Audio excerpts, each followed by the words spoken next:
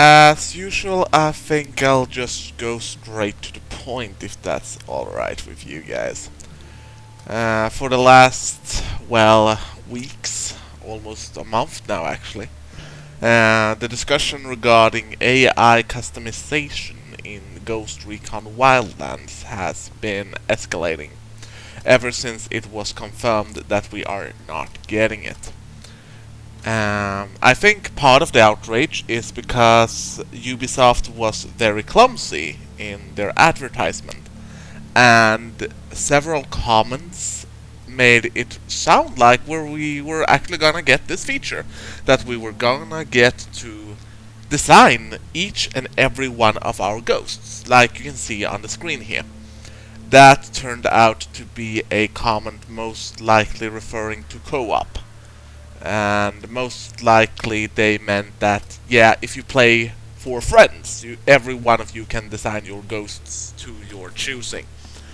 And that's actually one of my arguments for AI customization. Four friends can decide that they will look similar, that they will dress for the occasion.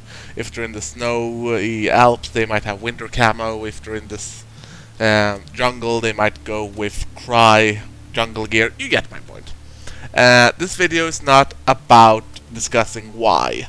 I've already made a video about why. So the main point here is actually, do I think it's going to happen?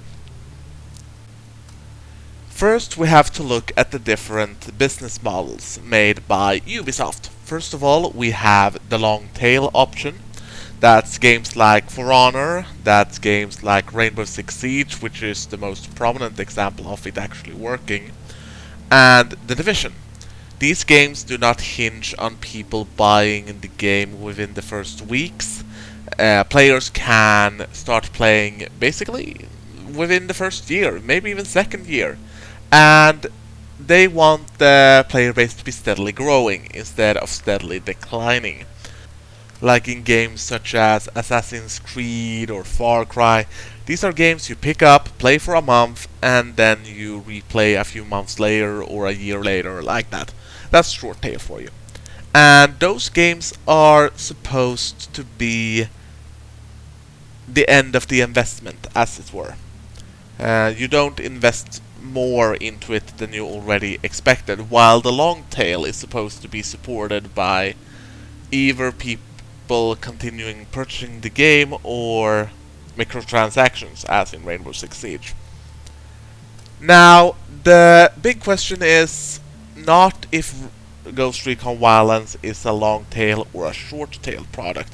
I would argue that it is a short tail product, because everything we've seen so far with the definitive goal of the end points towards a major storyline, and that is usually the hallmark of the short tail product.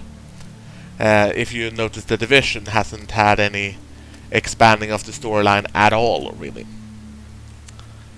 Now, the second problem we need to address is, can the game engine actually do it? Configuring the UI to accommodate this would most likely not be a big problem at all, but depending on the AI customization, most people agree on that we should be able to equip gear and weapons fine. And we do not know if the engine can do it. We do not know if they have already tried to implement this feature but didn't find it feasible. And this is also part of the problem. However, I think they are currently investigating the matter, and that's as good as an answer I'm going to get.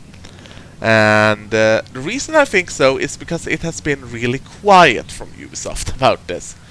I mean, really stonewall, not talking about it at all quiet.